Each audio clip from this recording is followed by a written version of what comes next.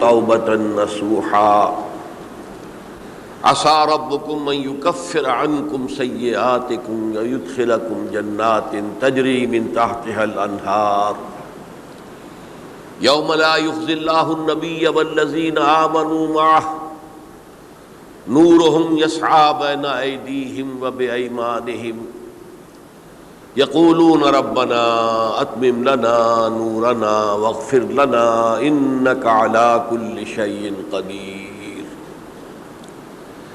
وقال عز وجل كما ورد في سورة النور وتوبوا إلى الله جميعا أيها المؤمنون لعلكم تفلحون. وقال جل وعلا كما ورد في سورة الزمر قل يا عبادي الذين أسرفوا على أنفسهم لا تقنطوا من رحمة الله إن الله يغفر الذنوب جميعا صدق الله العظيم. رب اشرح لي صدري ويسر لي أمري واحلل عقدة من لساني يفقهوا قولي. اللهم ربنا ألهمنا رشدنا واعذنا من شرور أنفسنا. اللهم أرنا الحق حقا وارزقنا اتباعه وأرنا الباطل باطلا وارزقنا اجتنابه. اللهم وفقنا أن نتوب إليك توبة نصوحا آمین یا رب العالمین. آپ میں سے بہت سے حضرات کے علم میں ہوگا اخباری اطلاع کی بنیاد پر کہ میری آج کی گفتگو کا موضوع ہے توبہ کی عظمت اور اس کی تاثیر. اس کا پس منظر یہ ہے کہ پچھلے کئی مہینوں سے میری تقریر جو ہے وہ جو اس وقت عالمگیر حالات ہیں اور جو امت کو خطرات درپیش ہیں اور اس کے ضمن میں جو پیشین گوئیاں احادیث نبویہ میں موجود ہیں، جو میں کم سے کم یوں سمجھیے کہ 25 برس سے بیان کرتا آ رہا ہوں، لیکن اب وہ چشم سر کے سامنے آ رہی ہیں. پہلے وہ صرف یہ کہ انسان کو علمی اعتبار سے معلوم تھی، اب وہ صورتحال آنکھوں کے سامنے ہے. تو اس پر چونکہ گفتگو ہوتی رہی، لیکن ہر مرتبہ گفتگو کا اختتام اس پر ہوا کہ اس کا علاج کیا ہے، بچنے کا راستہ کون سا ہے.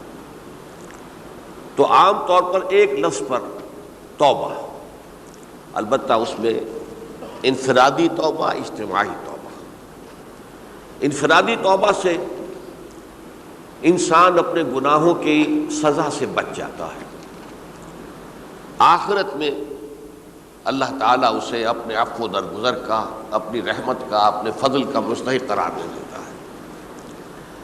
لیکن دنیا میں قوم کی حالت نہیں بدلتی جب تک اجتماعی توبہ نہ ہو. اس اجتماعی توبہ کے ضمن میں مختصراً تو میں نے کچھ باتیں عرض کی ہیں، لیکن پھر بھی چونکہ ہر مرتبہ گفتگو کے اختتام پر یہ بات آتی تھی اور وقت ختم ہو رہا ہوتا تھا، لہذا اس کے بارے میں تفصیل سے گفتگو نہیں ہو سکتی. تو آج میں نے طے کیا کہ جو حالات ہیں وہ تو اب سامنے آ رہے ہیں. جو سلسلہ شروع ہو گیا ہے عراق میں، جس کے بارے میں شیرون صاحب یہ کہہ چکے ہیں کہ عنقریب عراق پر ہمارا قبضہ ہوگا، یعنی امریکہ کا نہیں، اسرائیل کا قبضہ ہوگا.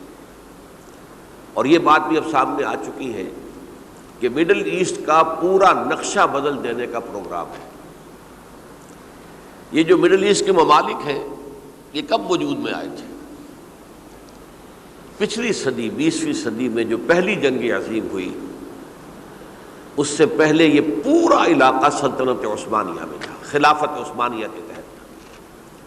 پورا شمالی افریقہ، پورا یہ مغربی ایشیا، حجاز سمیت سارا معاملہ ایک سلطنت، ایک ملک، خلافت کے تحت. پہلی جنگ عظیم کے بعد پھر حصے بکھرے کیے انہوں نے، جیسے کہ مال غنیمت کو بیٹھ کر بعد میں تقسیم کیا جاتا ہے کہ اس عالم عرب کے جو ہیں اب ٹکڑے ٹکڑے کر دو اور انہیں باہم تقسیم کر دو. مصر، عراق یہ برطانیہ، شام، الجزائر یہ فرانس کا، لیبیا اطالویوں کا، آگے ہسپانویوں کا۔ یہ سارے ٹکڑے جو ہوئے تھے اور ملک بنے تھے، یہ تو اس وقت کی بندر بانٹ تھی۔ اسی طرح اب کہا جا رہا ہے کہ اس جنگ کے بعد حقیقت میں مڈل ایسٹ کا نقشہ تبدیل کر دیا جائے گا۔ یہ صرف چینج آف ریجیم نہیں ہے، چینج آف ریجن ہے، علاقے کا۔ اور اس کو ہم اپنی اصطلاح میں جب کہیں گے تو گویا کہ ایک عظیم تر اسرائیل کے قیام کا منصوبہ ہے جس پر عمل کا آغاز ہو گیا، ورنہ اس جنگ کی کوئی وجہ سمجھ میں نہیں آتی۔ کوئی جرم ثابت نہیں ہوا صدام کا۔ پہلی خلیج کی جنگ میں تو اس کا جرم ثابت تھا، اس نے کویت پر حملہ کیا تھا۔ اس وقت تو کوئی جرم سرے سے ہے ہی نہیں۔ ان کے اپنے معائنہ انسپیکٹر جا کر بتاتے رہے کہ کچھ نہیں دیکھا ہم نے، وہاں کچھ نہیں پایا۔ اس حوالے سے سوچئے کہ کیا جواز، کوئی جواز پوری دنیا میں یہ بات تسلیم کی جاتی ہے کہ بلا جواز حملہ ہے، اور کس قدر شدت سے ہے، کتنی طاقت سے ہے، کتنی قوت سے ہے، کتنی فوجیں آئی ہیں، کتنے جو ہے خلیج کے اندر جہاز کھڑے ہوئے ہیں جن پر سے کہ ہوائی جہاز اڑتے ہیں، کتنے چھوٹے چھوٹے جہاز کھڑے ہوئے ہیں، کہاں کہاں سے حملے ہو رہے ہیں۔ تو اصل میں وہ کتاب الملاحم کے اندر حضور نے جن خبروں کی پیشن گوئی کی تھی وہ اب ہمارے سامنے ہے۔ اسی طرح پاکستان کا معاملہ ہوتے ہوتے رفتہ رفتہ ہمارے گرد گھیرا تنگ ہو رہا ہے۔ ہم پر ایک الزام تو وہ کہتے ہیں کہ آپ چاہے لاکھ دفعہ قسم کھا لیں ہم نہیں مانیں گے، شمالی کوریا کو ایٹمی صلاحیت جو ہے وہ آپ نے فراہم کی، ہمارے پاس ثبوت ہے۔ اس کے بدلے میں ان سے میزائل ٹیکنالوجی آپ نے لی ہے، ہمارے پاس ثبوت ہے۔ اور آپ کشمیر میں کراس بارڈر انفلٹریشن اور ٹیررزم کو روک نہیں سکے، آپ نے نہیں روکا ہے۔ اور یہ جو ہے فنڈامنٹلسٹ جو ہیں آپ کے ملک میں سر اٹھا رہے ہیں، 2 صوبوں میں ان کی حکومتیں بن گئی ہیں، اس سے تو اندیشہ ہے کہ کہیں ایٹمی صلاحیت جو ہے آپ کی وہ ان کے ہاتھ میں نہ چلی جائے، پھر تو وہ القاعدہ اور ٹیررسٹ کے حوالے پہنچ جائے گی۔ لہٰذا حالات جو ہیں بہت دگرگوں ہیں، اور یہی وجہ ہے کہ اس کا عکس ہمیں نظر آتا ہے بھارت کا جو طرز عمل ہے اس وقت، جس طرح تھریٹننگ انداز اس کا اس وقت ہے، اتنا اس سے پہلے کبھی نہیں تھا۔ وہ کہتے ہیں کہ جو اصول امریکہ نے اختیار کیا ہے کہ جس ملک سے مستقبل میں کوئی اندیشہ ہے اس پر پہلے سے حملہ کرنے کا حق حاصل ہے ہمیں، یہ نہیں کہ اس کا کوئی جرم ثابت ہو، ہمیں اندیشہ ہے لہذا ہمیں حملہ کرنے کا حق حاصل ہے، تو اسی طرح پھر ہمیں بھی پاکستان کے اوپر حملہ کرنے کا حق حاصل ہے۔ بہرحال میں ان میں اب زیادہ وقت صرف نہیں کرنا چاہتا، یہ چیزیں تو اب رائٹنگ آن دی وال کی حیثیت سے ہماری نگاہوں کے سامنے ہیں۔ آج میں چاہتا ہوں کہ اس توبہ کے موضوع پر کچھ عرض کروں، اور اس میں بھی ایک خاص بات جس کی طرف کہ میرا ذہن حال ہی میں منتقل ہوا ہے، وہ آج اس میں یوں سمجھیے کہ اضافی طور پر آپ کے سامنے رکھوں گا۔ دیکھیے، توبہ کے بارے میں قرآن مجید میں بے شمار آیات ہیں، اور توبہ جو ہے ہماری دینی تعلیمات کا ایک اہم ستون ہے۔ میں نے ابھی صرف 3 مقامات سے آیات آپ کو سنائی ہے۔ یا ایھا الذین آمنوا توبوا الی اللہ توبۃ نصوحا، اہل ایمان اللہ کی جناب میں توبہ کرو خلوص کے ساتھ، اخلاص کے ساتھ۔ توبۃ النصوح زبانی کلامی نہیں، توبہ کی تسبیح نہیں، بالفعل توبہ۔ عسیٰ ربکم ان یکفر عنکم سیئاتکم، امید ہے تمہارا رب تمہاری برائیوں کو تم سے دور کر دے گا۔ یہ توبہ کی تاثیر ہے۔ اگر آپ کے اخلاق اور کردار میں کوئی غلط شے شامل تھی، اللہ تعالیٰ آپ کے کردار کے دامن کو دھو دے گا، اور آپ کے اعمال نامے میں اگر دھبے لگے ہوئے تھے تو اللہ تعالیٰ ان دھبوں کو بھی دھو ڈالے گا۔ عسیٰ ربکم ان یکفر عنکم سیئاتکم ویدخلکم جنات تجری من تحتہا الانہار، اور تمہیں داخل کرے گا ان باغات میں جن کے دامن میں ندیاں بہتی ہوں گی۔ یوم لا یخزی اللہ النبی والذین آمنوا معہ، وہ دن جس دن اللہ تعالیٰ اپنے نبی کو رسوا نہیں کرے گا، معاذ اللہ ثم معاذ اللہ، اور نبی کے ساتھ ہی ان کو بھی کہ جو ان کے ساتھ ایمان لائے. نورہم یسعی بین ایدیہم و بایمانہم، ان کا نور ان کے سامنے طرف اور داہنی طرف دوڑتا ہوا ہوگا.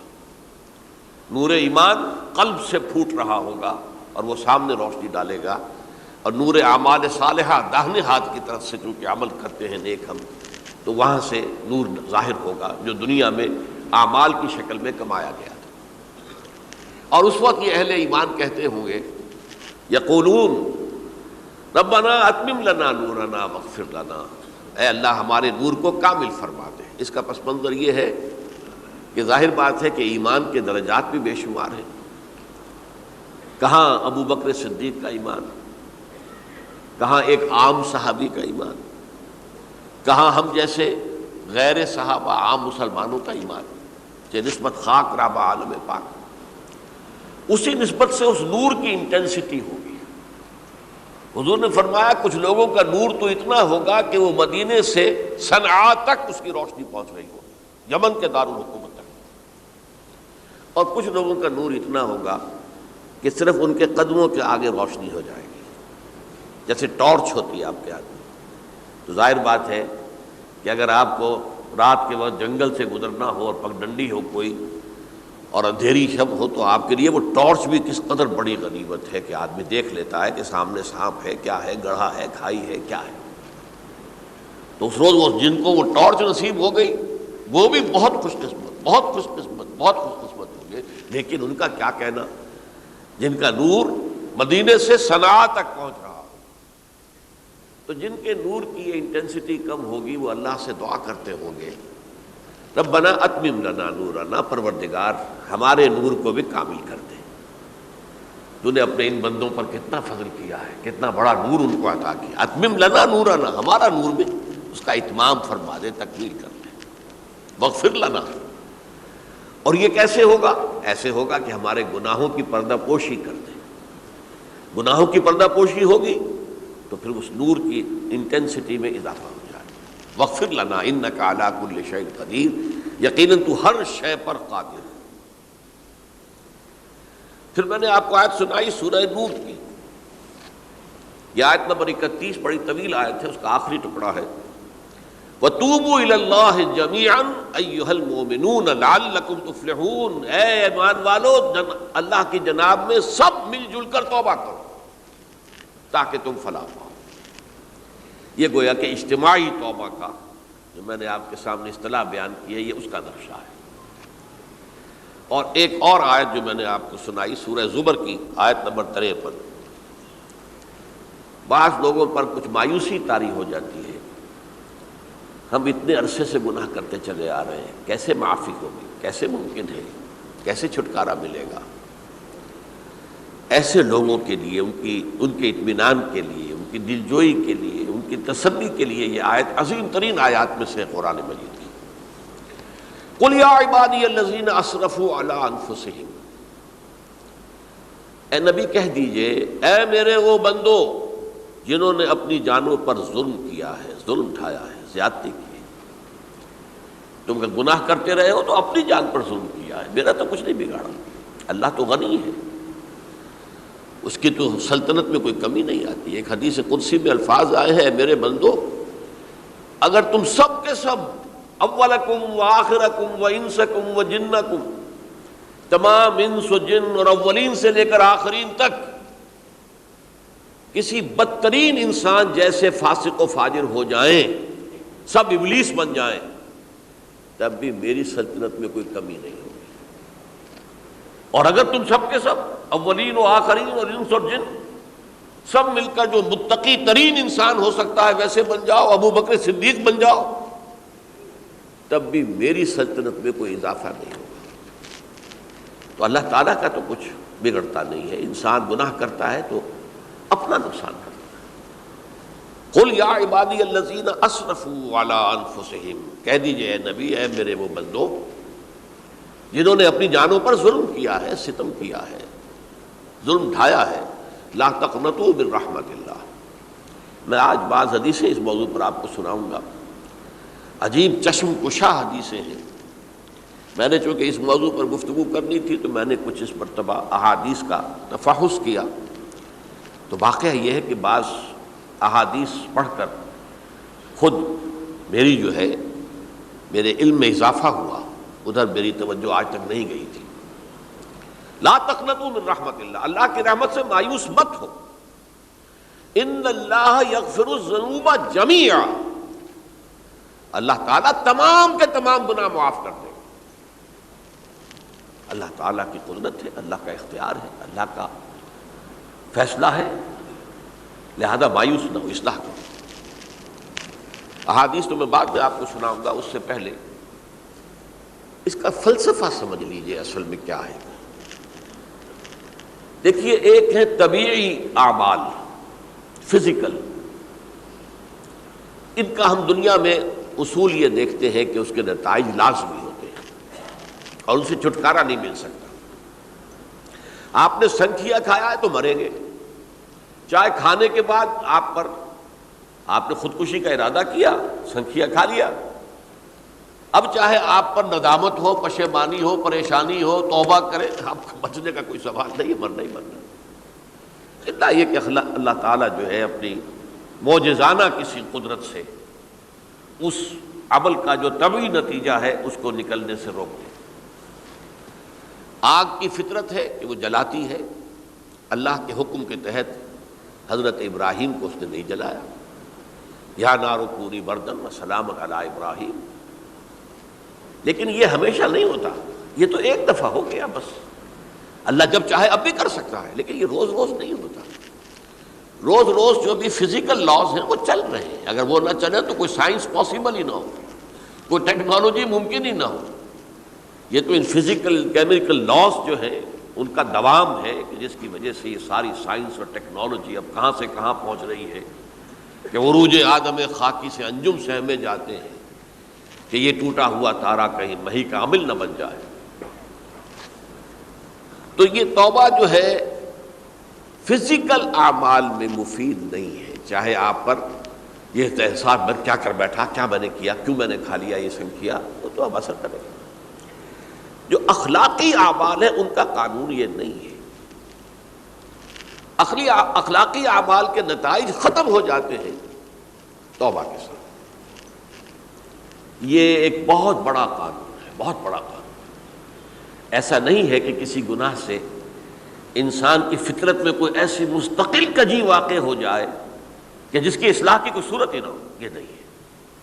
بڑے سے بڑے گناہ، بڑے سے بڑے گناہ توبہ کرو، خلوص دل سے کرو، جو اس کے اصول ہیں، جو اس کے قواعد ہیں، جو اس کے ضوابط ہیں، جو اس کی شرائط ہیں، ان کو پورا کرو۔ تو بڑے سے بڑے اعمال، برے سے برے اعمال، میں حدیثیں آج آپ کو سناؤں گا، حیران کو، کیونکہ عام طور پر یہی ہوتا ہے کہ مواعظ میں چونکہ لوگوں کو اصلاح کی ترغیب دلانی ہوتی ہے تو وہ جو انذار کا پہلو ہے اسے زیادہ نمایاں کیا جاتا ہے۔ اللہ کی طرف سے شدید ذو انتقام، اللہ انتقام لینے والا ہے، اللہ سزا دینے والا ہے۔ لیکن یہ دوسرا پہلو جو ہے وہ بھی اپنی جگہ پر بہت اہمیت کا حامل ہے کہ طبیعی اعمال کے نتائج اور عواقب اور اخلاقی اعمال کے نتائج و عواقب یہ ایک جیسے نہیں ہیں۔ اب اس معاملے میں تاریخ مذاہب عالم میں جو بہت بڑی غلطی ہوئی، بہت بڑی غلطی ہوئی، بہت بڑی غلطی ہوئی، تورات میں حضرت آدم اور حوا علیہ السلام سے جو غلطی اور خطا ہو گئی تھی، آپ اندازہ کیجئے کیا مقام اللہ نے عطا کیا تھا، سارے فرشتوں کو ان کے سامنے سجدہ کروا دیا تھا، اور ایک ہی حکم تو دیا تھا نا کہ اس درخت کے قریب نہ جانا، اور تو ابھی کوئی شریعت نہیں تھی، کوئی لمبے چوڑے احکام نہیں تھے، کھاؤ جہاں سے چاہو، اس ایک درخت کے پیچھے پاس نہ جانا، وَلَا تَقْرَبَا هَٰذِهِ الشَّجَرَةَ فَتَكُونَا مِنَ الظَّالِمِينَ۔ اور وہی کام کر بیٹھے حضرت آدم اور حضرت حوا علیہ السلام۔ کتنا بڑا گناہ، کتنا بڑا گناہ، کتنا بڑا گناہ۔ لیکن قرآن نے وضاحت کر دی کہ آدم نے توبہ کی، اللہ نے معاف کر دیا۔ اللہ تعالیٰ سے کلمات سیکھے، ندامت دل میں پیدا ہو گئی حضرت آدم کو، لیکن الفاظ نہیں تھے، کن الفاظ میں اللہ سے معافی مانگوں، مجھ سے خطا ہو گئی، بہت بڑی غلطی ہو گئی۔ وہ الفاظ بھی اللہ نے سکھائے، فتلقى آدم من ربہ کلمات،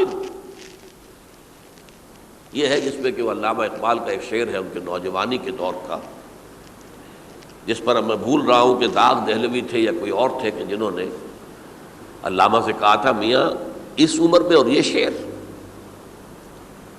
اس بڑی محفل میں بات آئی تھی کہ موتی سمجھ کے شان کریمی نے چن لیے قطرے جو تھے میرے عرق انفعال کے۔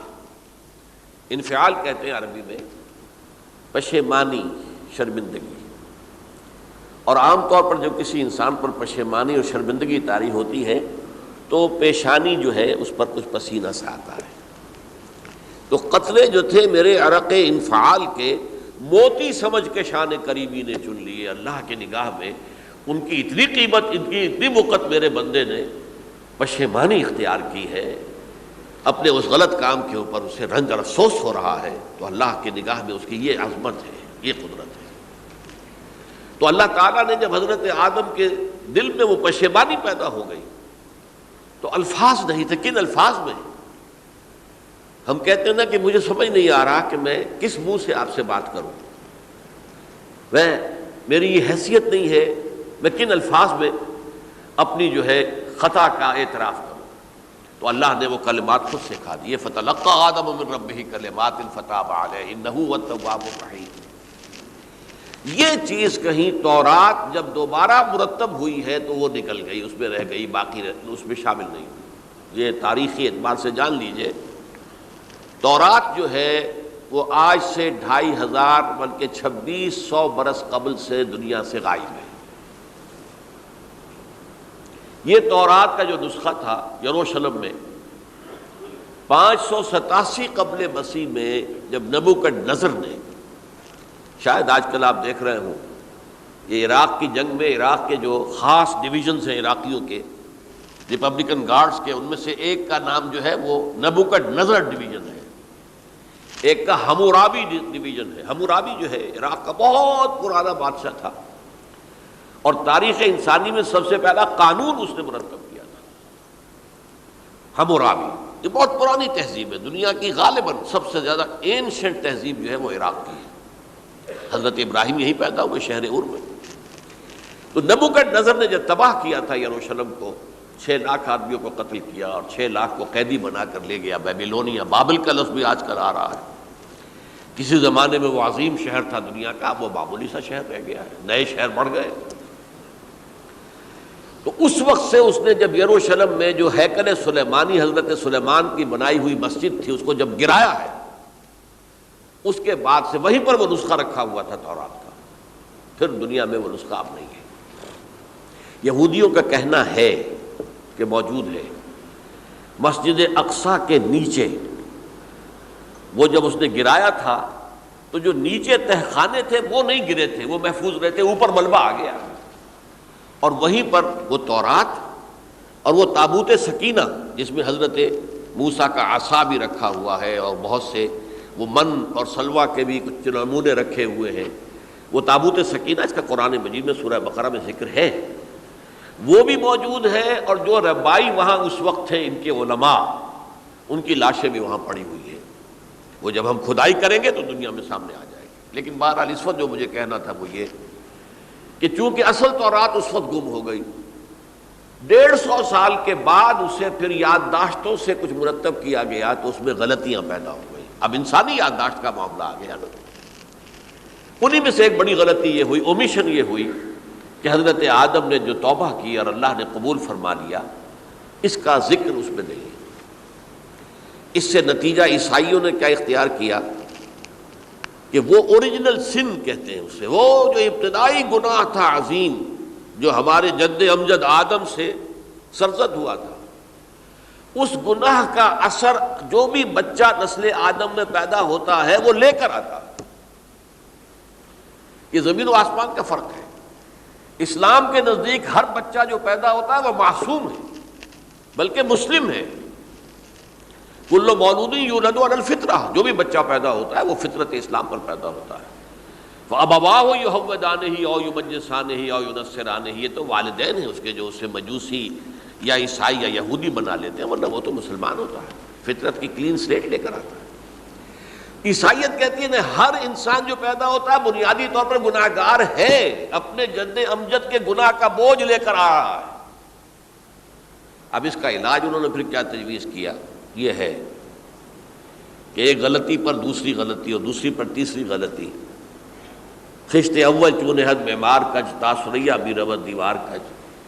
اب اللہ نے جب دیکھا اب تو ہر بندہ جو ہے آدم کی اولاد کا بنیادی طور پر پیدائشی طور پر گناہ گار ہے، تو اب کیا کیا جائے؟ تو اللہ نے اپنا اکلوتا بیٹا، صلبی بیٹا مسیح یسوع اسے زمین پر بھیجا۔ یہ الفاظ میرے ہیں کہ اسے قربانی کا بکرا بنا کر اور ان سب کی طرف سے قبول کر لیا، گناہ گاروں کی طرف سے، کہ ان کے گناہ کا کفارہ ہو جائے گا جو عیسیٰ کو مان لے۔ یہ عقیدہ ہے عیسائیت کا۔ جڑ کیا ہے کہ گناہ ہو گیا تو گناہ کا اثر تو رہے گا۔ قرآن یہ کہتا نہیں، اللہ دھو دیتا ہے، تمہاری سیرت و کردار کے اوپر بھی جو داغ ہیں دھل جائیں گے، اور تمہارے نامہ اعمال میں جو دھبے ہیں وہ بھی دھل جائیں گے۔ توبہ کرو، توبوا الی اللہ توبۃ نصوحا، کرو وہ توبہ کے جو بالکل خلوص دل کے ساتھ ہو۔ اب میں ذرا آپ کو کچھ احادیث سنانا چاہتا ہوں۔ ایک طرح کا یہ تبشیر کا پہلو ہے آج ہماری گفتگو میں کہ جو نمایاں ہوگا۔ یہ بعض احادیث تو چھوٹی چھوٹی ہیں اور یہ بہت مرتبہ میری گفتگو میں آ چکی ہیں، صرف اس وقت حوالہ دے کر گزر جاؤں گا۔ یہ ترمذی اور ابن ماجہ میں حضرت انس ابن مالک رضی اللہ تعالی عنہ سے روایت ہے، حضور نے فرمایا کل بنی آدم خطاؤون وخیر الخطائین التوابون، تمام بنی آدم خطا کار ہیں، خطا کار بھی نہیں، بہت خطا کار ہیں، بہت خطا کار ہیں، لیکن ان خطا کاروں میں بہتر لوگ وہ ہیں کہ جو خوب توبہ کرتے ہیں، غلطی ہو گئی توبہ کر لو۔ اور ایک اور حدیث میں آپ کو بتاؤں گا کہ یہ نہیں ہے کہ پھر کبھی وہ غلطی نہ ہو، اس وقت آپ یہ لگا لیں اپنے اوپر یہ کام میں نے نہیں کرنا، اور ایک دفعہ وہ کام چھوڑ دیں تو توبہ ہو گئی۔ پھر اگر کچھ عرصے کے بعد پھر کہیں آپ جذبات کی رو میں بہہ گئے، پھر کہیں کوئی برے اثرات جو ہے وہ پڑے، پھر غلطی، کوئی بات نہیں، پھر توبہ کرو، پھر ہو گیا پھر توبہ کرو۔ تواب اسی لیے کہا بار بار بار بار بار بار توبہ کرنے والے۔ تو کل بنی آدم خطاؤون وخیر الخطائین التوابون۔ دوسری حدیث یہ بھی ابن ماجہ اور بہقی میں ہے، حضرت عبداللہ ابن مسعود رضی اللہ تعالی عنہ، التائب من الذنب کمن لا ذنب لہ، گناہ سے توبہ کرنے والا ایسے ہے جیسے اس نے کبھی گناہ کیا ہی نہیں۔ دھل جاتی ہے، تختی دھل گئی، بچے نے تختی لکھی تھی اس کو دھو دیا، ختم ہو گئی۔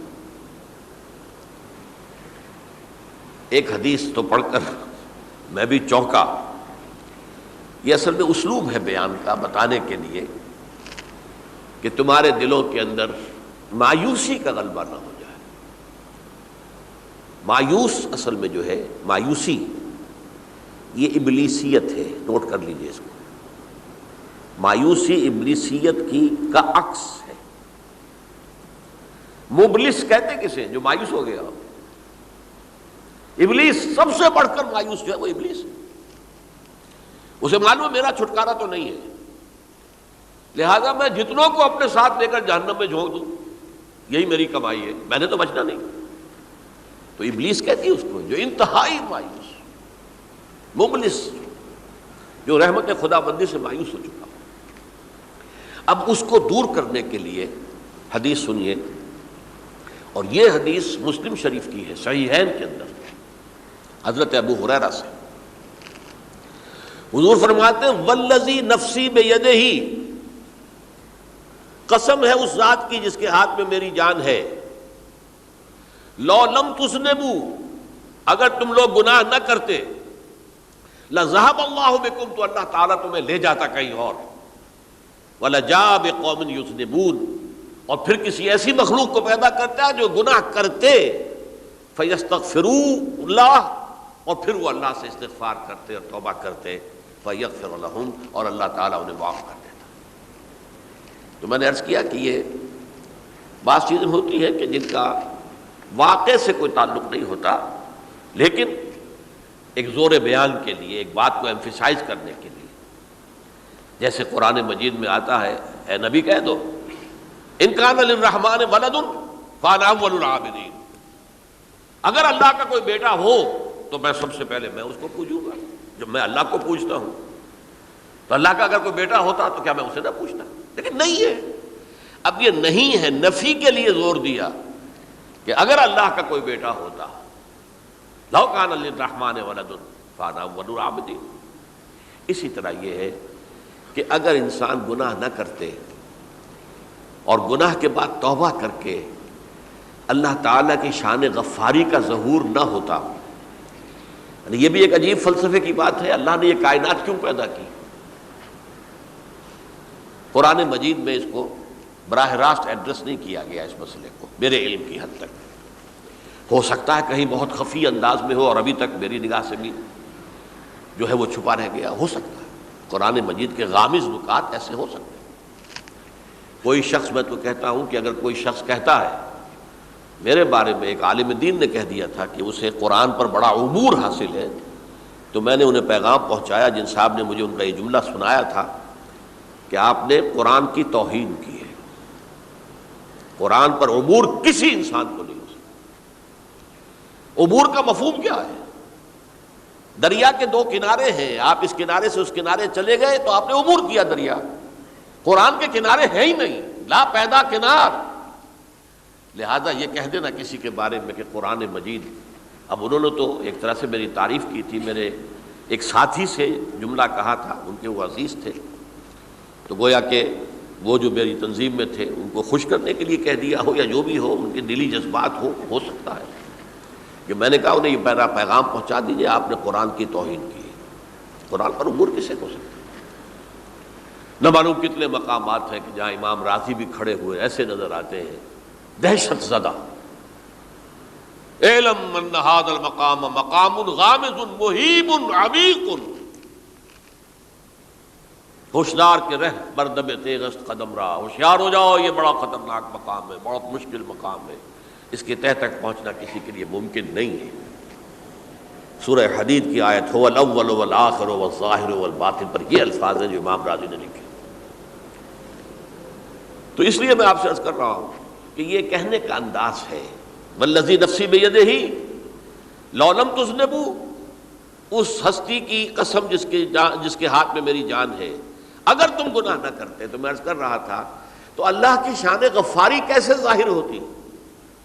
اللہ نے کائنات کیوں پیدا کی؟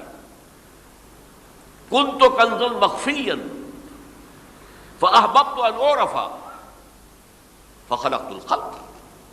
محدثین کرام اگرچہ اس حدیث کی سند کو پختہ نہیں مانتے، لیکن اکثر مفسرین نے اس کو تسلیم کیا ہے۔ علامہ آلوسی نے تسلیم کیا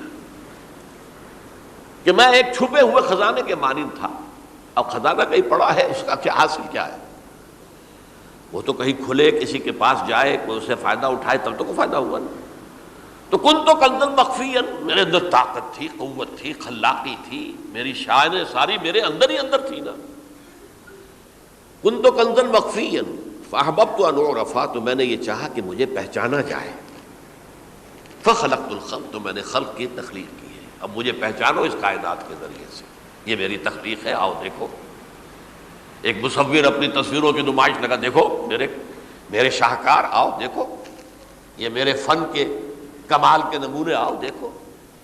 تو یہ ہے سب، دیکھو زمین آسمان، ان فی خلق السماوات والارض واختلاف اللیل والنہار والفلک التی تجری فی البحر بما ینفع الناس وما انزل اللہ من السماء من ماء فاحیا بہ الارض من بعد موتہا۔ یہ ساری آیات ہیں، غور کرو۔ اور اسی لیے انسان کو پیدا کیا جس میں یہ فیکلٹی آف اپریسیشن، اللہ کے حسن و جمال و کمال کو پہچاننے کی صلاحیت ہے۔ ورنہ ظاہر بات ہے کہ یہ جمادات کیا پہچانیں گے اللہ کو؟ یہ پہاڑ کیا پہچانے گا اللہ کو؟ اللہ کو پہچاننے کی صلاحیت انسان میں ہے۔ تو یہ چونکہ ایک فلسفہ ہے باقاعدہ کہ اللہ نے تعالیٰ، اسی سے میں کہہ رہا ہوں اگر گناہ نہ ہوتا اور پھر توبہ نہ ہوتی اور میں اس کو معاف نہ کرتا تو میری شان غفاری کا ظہور کیسے ہوتا؟ میری شان ہے نا، غفار بھی ہوں، ستار بھی ہوں، اس کا ظہور کیسے ہوتا؟ تو والذی نفسی بیدہ لو لم تذنبوا لذهب اللہ بکم ولجاء بقوم یذنبون فیستغفروا اللہ فیغفر لهم۔ اگر تم لوگ گناہ نہ کرتے تو اللہ تمہیں ختم کر کے کوئی اور ایسی مخلوق پیدا کرتا کہ جو گناہ کرے اور پھر وہ توبہ کرے اور اللہ اسے معاف کرے۔ اسی سے ملتی جلتی ایک حدیث ہے، یہ امام احمد اور امام بہقی لائے ہیں اور اس کے راوی حضرت علی ہے رضی اللہ تعالی عنہ۔ ان اللہ یحب العبد المؤمن المفتن التواب، اللہ تعالیٰ کو بہت محبت ہے، یحب۔ اب دیکھیے ایک طرف وہ آیات ذہن میں لائیے، اللہ تعالیٰ کن سے محبت کرتا ہے؟ واللہ یحب المحسنین، یا وہ لوگ ان اللہ یحب الذین یقاتلون فی سبیلہ صفا کانہم بنیان مرصوص، اللہ محبت کرتا ہے اپنے ان بندوں سے جو اس کی راہ میں جنگ کرتے ہیں صفے باندھ کر، گویا سیسا پلائی ہوئی دیوار ہے۔ یہ ہے مثبت کام، نیک کام، محسنین، اللہ کی راہ میں قتال کرنے والے۔ یہاں اس کے برعکس کہا جا رہا ہے ان اللہ یحب، اللہ تعالیٰ محبت کرتا ہے اپنے اس بندے سے، العبد المومن، جو مومن ہو۔ اس کی ایک اور بڑی پیاری حدیث آئے گی، المفتن التواب، جو بہت فتنوں میں مبتلا ہو جاتا ہو اور پھر بہت توبہ کرتا ہو، مفتن التواب، لیکن ساتھ ہی پلٹتا ہو، رجوع کرتا ہو، پھر اللہ کے حضور میں حاضر ہوتا ہو، پھر معافی مانگتا ہو۔ اللہ تعالیٰ کو اپنا ایسا بندہ بہت پسند ہے۔ اب میں کچھ اور حدیثیں آپ کو سنا رہا ہوں۔ توبہ کا دروازہ دو اعتبارات سے کہا گیا ہے کہ ایک وقت آنے پر بند ہو جاتا ہے۔ ایک حدیث کے تو الفاظ میں نوٹ کر کے نہیں لایا ہوں کہ اللہ تعالیٰ نے توبہ کا ایک دروازہ اتنا چوڑا کھلا رکھا ہوا ہے کہ جس کو عبور کرنا جو ہے وہ سال ہا سال میں ممکن ہو، اور یہ بند نہیں ہوتا جب تک کہ سورج مغرب سے طلوع نہ ہو جائے۔ یہ قیامت کی جو آخری، قریب قیامت کی جو آخری نشانیاں ہیں ان میں سے وہی حدیث میں آپ کو سنا رہا ہوں، عن ابی ہریرہ رضی اللہ تعالی عنہ، اور یہ مسلم شریف کی روایت ہے، من تاب قبل ان تطلع الشمس من مغربها تاب اللہ علیہ، سورج کے مغرب سے طلوع ہونے سے قبل تک جو لوگ توبہ کریں گے اللہ تعالیٰ ان کی توبہ قبول کر لے گا۔ البتہ جب وہ قیامت کی وہ نشانی ظاہر ہو جائے کہ سورج مغرب سے طلوع ہو رہا ہے، اب دروازہ توبہ کا بند ہے۔ اب اس کے بعد اگر توبہ کوئی کرتا ہے تو اللہ تعالیٰ اس کی توبہ کو قبول نہیں کرے گا۔ یہ تو اجتماعی سطح پر ہوئی، انفرادی سطح پر۔ عن عبداللہ ابن عمر رضی اللہ تعالی عنہما عن النبی صلی اللہ علیہ وسلم قال ان اللہ عز وجل یقبل توبۃ العبد ما لم یغرغر۔ یہ ترمذی میں ہے، حضرت عبداللہ ابن عمر رضی اللہ تعالی عنہما سے، کہ اللہ تعالیٰ اپنے بندے کی توبہ قبول کرتا ہے جب تک کہ وہ جسے ہم کہتے ہیں گھنگرو نہ بولنے لگے حلق کے اندر، جبکہ نزع، عالم نزع ہو اور جان جو ہے وہ آ کر پھر یہاں اٹکتی ہے، تو اس وقت تک دروازہ کھلا ہے توبہ کا۔ لیکن جب یہ شکل ہو گئی تو دروازہ بند۔ یہ انفرادی سطح پر ہو گیا، جب آپ کے موت کے آثار اتنے واضح ہو گئے کہ اب جا رہے ہیں، اب توبہ کریں گے تو توبہ قبول نہیں ہوگی۔ اجتماعی سطح پر جب قیامت جو ہے اس کی وہ گھڑی آ گئی کہ سورج مغرب سے طلوع ہو گیا، اب توبہ کا دروازہ بند۔ ایک اور حدیث ہے جو میں نے بہت مرتبہ اس کا ترجمہ تو آپ کو بہت دفعہ سنایا ہے، آج میں چاہتا ہوں اس کو پورے متن کے ساتھ آپ کے سامنے رکھوں۔ یہ حضرت انس بن مالک رضی اللہ تعالیٰ عنہ سے مروی روایت ہے، جو حضور کے خادم خاص تھے، اور یہ متفق علیہ بھی ہے، یعنی بخاری میں بھی ہے، مسلم میں بھی ہے، لیکن تھوڑا سا فرق ہے الفاظ کا۔ تو جو مسلم شریف کی روایت ہے اس کے الفاظ کیا ہے؟ للہ اشد فرحا بتوبۃ عبدہ حین یتوب الیہ، جان لو اللہ تعالیٰ کو زیادہ خوشی ہوتی ہے اپنے کسی گناہ گار بندے کی توبہ سے جب کہ وہ توبہ کرتا ہے۔ کس سے زیادہ ہوتی ہے؟ اب اس کی ایک تمثیل دی، من احدکم، ایک ایسے شخص سے بھی زیادہ بڑھ کر خوشی ہوتی ہے، کان علی راحلتہ بارض الفلات، کہ جو بہت ہی دور دراز کے اور سنسان علاقے میں سفر کر رہا تھا، فانتحرفت منہ، اس کی سواری جو ہے گم ہو گئی، وعلیہا طعامہ وشرابہ، اسی پر اس کا کھانا بھی تھا اور پانی بھی تھا، اونٹنی پر سفر کر رہا تھا، اسی پر ہوتا ہے راحلہ جو ہے راستے کا سامان، اچانک کہیں بیٹھا ہے تھوڑی دیر کے لیے سستانے کے لیے، کہیں اونگ آ گئی اور اونٹنی صاحبہ غائب ہو گئی۔ اب آنکھ کھلی اور اس نے دیکھا، فَأَيَّسَ مِنْهَا، تلاش کر کر کے مایوس ہو گیا، کہیں اونٹنی کا سراغ نہیں۔ اب ظاہر بات ہے کسی صحرا میں یہ کیفیت، اس کا مطلب کیا ہے؟ یقینی موت۔ فَأَتَى شَجَرَةً فَاسْتَجَعَ فِي ظِلِّهَا وَقَدْ أَيَسَ مِنْ رَاحِلَتِهِ، تو وہ ایک درخت کے نیچے اس کے سائے میں آ کے لیٹ گیا، گویا کہ موت کی امید میں۔ فَبَيْنَهُمَا وَهُوَ كَذَلِكَ إِذْ هُوَ بِهَا قَائِمَةٌ عِندَهُ، اس کی کہیں دوبارہ آنکھ لگی ہے، جو کھولا تو دیکھتا ہے اونٹنی تو موجود ہے، کھڑی ہے، تو وہ فوراً اس کی وہ جو رسی ہے وہ پکڑتا ہے، فَأَخَذَ بِخِتَامِهَا ثُمَّ قَالَ مِن شِدَّةِ الْفَرْحِ، اب جو اسے مسرت ہوئی اس کا آپ اندازہ کر سکتے ہیں، ایک یقینی موت کا معاملہ آ چکا تھا، اور اچانک اللہ تعالیٰ نے وہ کھوئی ہوئی اونٹنی جو ہے وہ واپس دلا دی۔ تو وہ کہنا تو یہ چاہتا تھا، اللہ تو میرا رب ہے، میں تیرا بندہ ہوں، لیکن جسے ہم کہتے ہیں کہ خوشی کی انتہا فرط مسرت میں ایسی زبان لڑکھڑائی، اس نے کہا اللہم انت عبدی وانا ربک، اے اللہ تو میرا بندہ ہے، میں تیرا رب ہوں، یہ کہہ بیٹھا۔ تو یہ کیا ہے؟ فرط مسرت جسے آپ کہیں، خوشی کی انتہا، کہ جس میں انسان جو ہے اتنی بڑی خطا کر بیٹھتا ہے۔ اللہ کو اپنے کسی گناہ گار بندے کی توبہ سے اس سے بھی زیادہ خوشی ہوتی۔ اب ظاہر بات ہے کہ یہ تماثیل کس لیے ہے؟ بعض لطائف، بعض حقائق اتنے لطیف ہوتے ہیں کہ ان کو بیان نہیں کیا جا سکتا بتمام و کمال، تو مثالوں کا سہارا لیتے ہیں۔ اللہ کو کتنی خوشی ہوتی کیا سمجھیں گے؟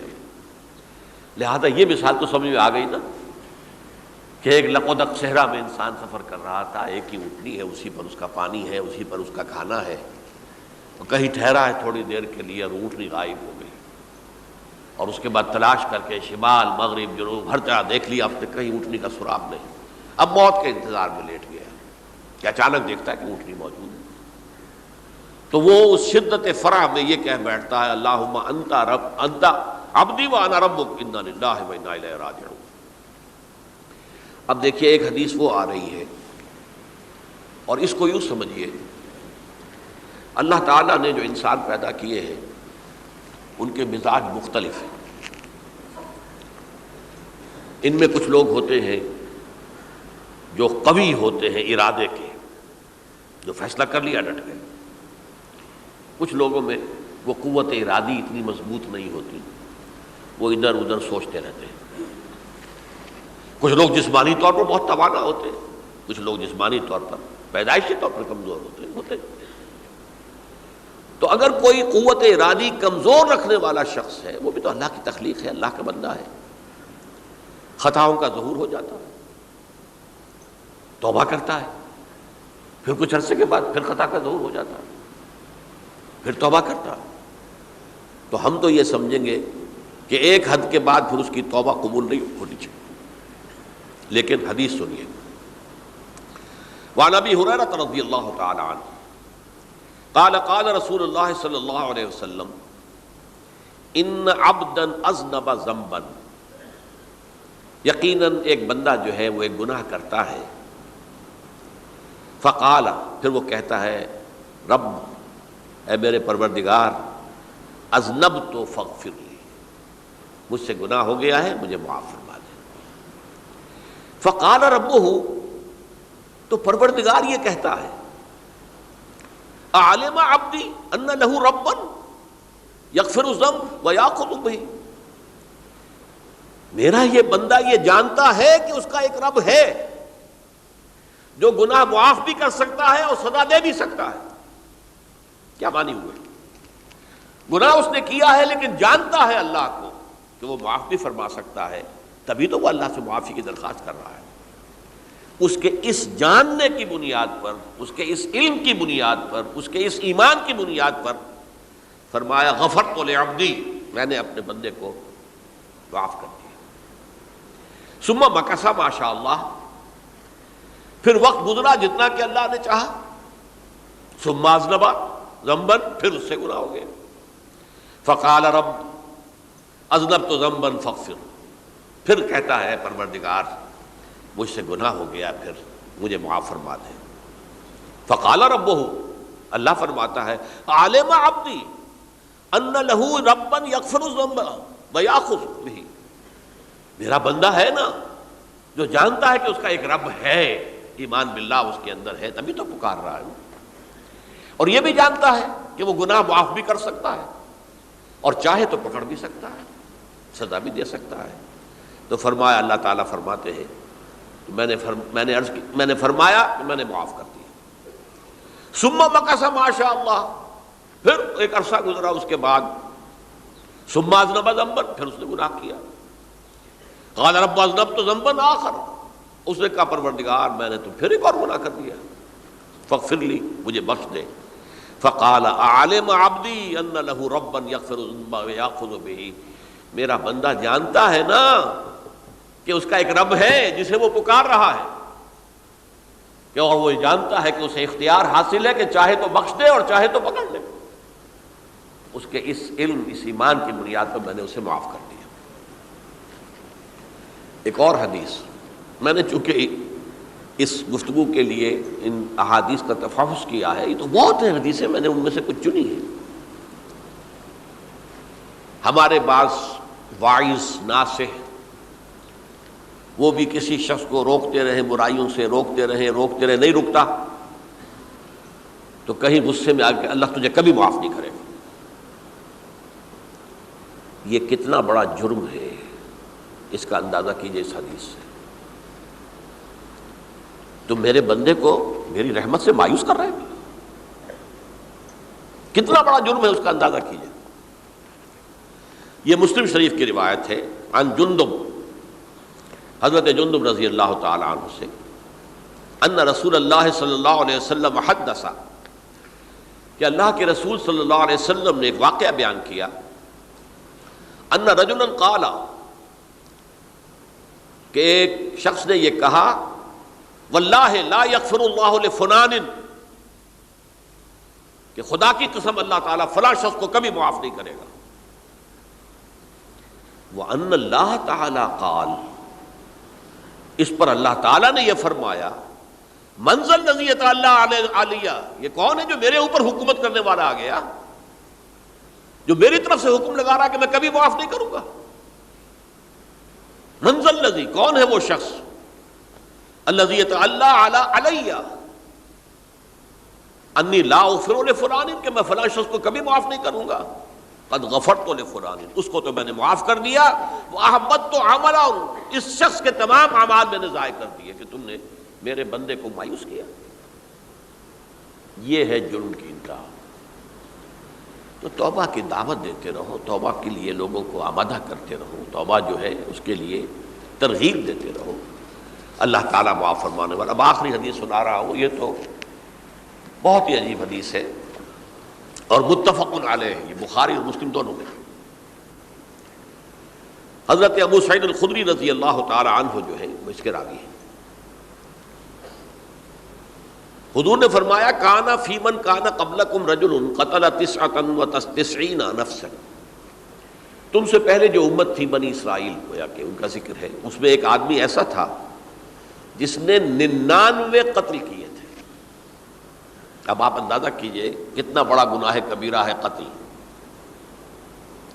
قرآن مجید میں آتا ہے وَكَأَنَّمَا قَتَلَ النَّاسَ جَمِيعًا، اگر ایک انسان کو بھی ناحق قتل کر دیا گیا تو یہ ایسی ہے گویا کہ اس نے پوری نوع انسانی کو قتل کر دیا.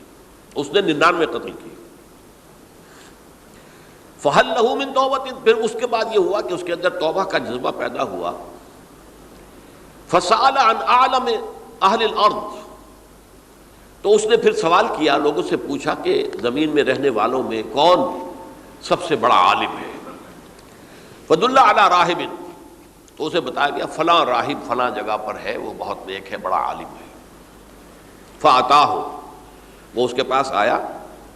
فَقَالَ أَنَّهُ قَتَلَ 99 نَفْسًا فَهَلْ لَهُ مِن تَوْبَةٍ، انہوں نے کہا دیکھیے راہب صاحب میں نے 99 انسان قتل کیے، اب مجھے یہ بتائیے کہ میرے لیے توبہ کا کوئی امکان ہے؟ فقال لا، اس نے کہا نہیں.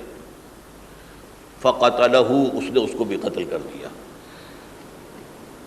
فکمل بہ 100، اپنی سینچری مکمل کر لی، مطلب 99 کے بعد ایک کی کسر تھی، اس کو بھی قتل کیا، 100 پورے کر لیے. ثم سأل عن عالم اہل الارض، پھر اس نے پوچھا کوئی اور کوئی بڑے عالم انسان ہو. فدل علی رجل عالم، پھر اس کی رہنمائی کی گئی ایک بڑے عالم شخص کی طرف. فقال انہ قتل 100 نفس، تو اس نے وہاں جا کر کہا کہ میں 100 انسان ہلاک کر چکا ہوں، قتل کر چکا ہوں. فہل لہ من توبہ، میرے لیے توبہ کا کوئی امکان ہے؟ فقال نعم، اس نے کہا کیوں نہیں، 100 قتل کیے تب بھی کیا ہے، توبہ کا راستہ دروازہ کھلا ہوا ہے. ما لم یغرغر، جب تک کہ وہ گھنگرو نہیں بج رہا اس وقت تک تمہارے توبہ کا دروازہ کھلا ہوا ہے. فرمایا نعم ومن یحول بینہ وبین التوبہ، تمہاری توبہ کے درمیان اور تمہارے درمیان کون حائل ہو سکتا ہے، توبہ کا دروازہ کھلا ہے. لیکن ساتھ ہی کہا انطلق الی ارض کذا و کذا، اب تم ایسے کرو جہاں تم رہتے ہو وہاں نہ جاؤ واپس، وہاں کا ماحول اچھا نہیں ہے، معاشرہ اچھا نہیں ہے، ہو سکتا ہے کہ تم توبہ پر قائم نہ رہ سکو، تم فلاں جگہ چلے جاؤ وہاں اچھے لوگ آباد ہیں ان میں جا کر رہو. فإن بها أناسا يعبدون اللہ تعالی، وہاں ایسے لوگ آباد ہیں جو اللہ کی بندگی کرتے ہیں. فاعبد اللہ معہم، تو تم ان کے ساتھ مل کر اللہ کی بندگی اور پرستش کرو. ولا ترجع الی ارضک، اپنی زمین کی طرف اپنے وطن میں واپس مت جاؤ. فإنها ارض سوء، وہ بری جگہ ہے. فانطلقا، تو وہ چل پڑا، ہجرت کر رہا ہے، اس جگہ جا رہا ہے جہاں کا راہب نے بتایا تھا. حتی اذا نصف الطریق، جب آدھا راستہ اس نے پورا کر لیا، اتاہ الموت، موت آ گئی. فاختصمت فیہ ملائکۃ الرحمت و ملائکۃ العذاب، اب وہ جہنم کے فرشتے بھی آ گئے اس کی جان قبض کرنے کو اور جنت کے بھی آ گئے. فقالت ملائکۃ الرحمہ، رحمت والے جو فرشتے ہیں جنت والے، انہوں نے کہا جا تائبا مقبلا بقلبہ اللہ تعالی، یہ شخص توبہ کر کے اللہ تعالیٰ کی طرف ہجرت کر رہا تھا، اس لیے اس کی نیت کی بنیاد پر اب یہ جنتی ہے، لہذا اس کی روح ہم قبض کریں گے.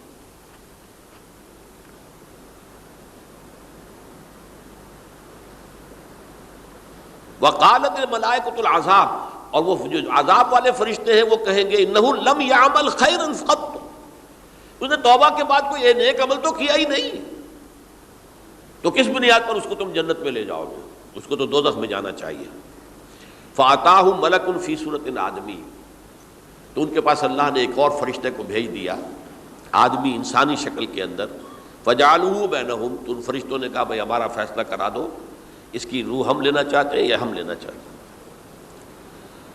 انہیں حکم بنا لیا. فقال قیسوا ما بین الارضین فإلی ایتہما کان اقرب، کہ تم فاصلہ ناپ لو جہاں سے وہ چلا ہے اور جہاں جا رہا تھا اور یہاں اس کی موت ہو رہی ہے، تو کون سا فاصلہ زیادہ ہے. جب ناپا گیا، بلکہ ایک حدیث میں آتا ہے کہ اس پر اللہ نے زمین کو جو ہے حکم دے دیا، ایک طرف والی زمین تو سکڑ جا، دوسری والی جو ہے تو پھیل جا، تاکہ وہ جو جدھر جو جا رہا تھا وہ زیادہ قریب ہو جائے بنسبت اس کے کہ جہاں سے وہ چلا تھا. تو اس فیصلے پر پھر جو فرشتے تھے جو کہ رحمت کے فرشتے تھے، وہ اس بندے کو لے گئے جنت کے اندر۔ یہ ہے توبہ کی عظمت اور اس کی تاثیر۔ اب آئیے اجتماعی توبہ کا طریقہ کار جو میں نے بہرحال بیان کیا ہے۔ پہلے افراد توبہ کریں اور صحیح توبہ کریں۔ صحیح توبہ کیا ہے؟ ہماری زندگیوں میں کوئی حرام شے ہے فوراً نکال باہر کریں۔ ہماری معاشرت میں اور اس معاشرے میں رہتے ہوئے جو قانون ہے جس کے ہم پابند ہیں، ہم کسی زانی کو رجم نہیں کر سکتے، ناممکن ہے، یہ تو قانون ہی بنے گا تب ہوگا نہیں۔ ہم کسی چور کا ہاتھ نہیں کاٹ سکتے، تو قانون بنے گا تو ہوگا۔ تو ہم جن چیزوں پر عمل نہیں کر سکتے قانوناً، ان کے علاوہ باقی پوری شریعت جس پر عمل کیا جا سکتا اس پر عمل پیرا ہونا ہے۔ سود میں بند نہیں کر سکتا، بینکوں کو میں آگ نہیں لگا سکتا، اور بینکوں کو آگ لگا دیں گے تب بھی سود تو ختم نہیں ہوگا، لیکن یہ تو کر سکتا ہوں نا کہ براہ راست سود میں ملوث نہ ہوں، سود پر قرضہ لے کر اپنا کاروبار نہ چمکاؤں، نہ بڑھاؤں، سود پر قرضہ لے کر اپنے مکان نہ اونچا کروں، یہ تو کر سکتا ہوں۔ تو کم سے کم جو ڈائریکٹ کسی نے قانون نہیں بنایا کہ لازم ہے آپ پر کہ آپ سودی قرضہ لیں اور اپنی بلڈنگ عالی شان بنا لیں، کسی نے نہیں کیا۔ یہ اگر کر رہے ہیں تو آپ مجرم ہیں۔ آپ کے معاشرے میں کوئی قانون نہیں بنا کہ پردہ ختم، برقع حرام، مصر یہ ترکی میں تو کر دیا گیا تھا، برقع حرام، وہاں تو سر کو اوپر جو ہے ڈھانپنا جو ہے، سکارف لینا بھی ممنوع ہے، یہاں تو نہیں ہے۔ پھر یہاں جنہوں نے چھوڑا ہے مجرم خود ہے۔ یہاں تو اللہ کا شکر ہے کوئی ایسا مصطفیٰ کمال پیدا آج تک نہیں ہوا ہے کہ جس نے ان چیزوں کا حکم دیا۔ ہاں ترغیب ہے، ذرائع ابلاغ کے ذریعے سے، فحاشی ہے، اریانی ہے، لیکن چوز آپ خود کرتے ہیں، فیصلے کا اختیار آپ کا اپنا ہے۔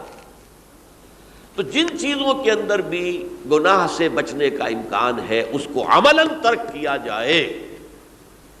اور نمبر 2، عزم مصمم کر لیا جائے کہ اللہ اب بقیہ زندگی جتنی بھی ہے اس میں اپنی توانائیاں، اپنی قوتیں، اپنی صلاحیتیں صرف کروں گا تیرے دین کی تبلیغ اور تیرے دین کے قائم کرنے کی جد و جہد۔ عزم مصمم۔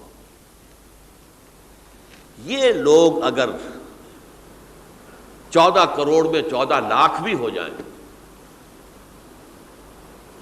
بہرحال 2-4 کی توبہ کرنے سے ملک کی قسمت نہیں بدلتی۔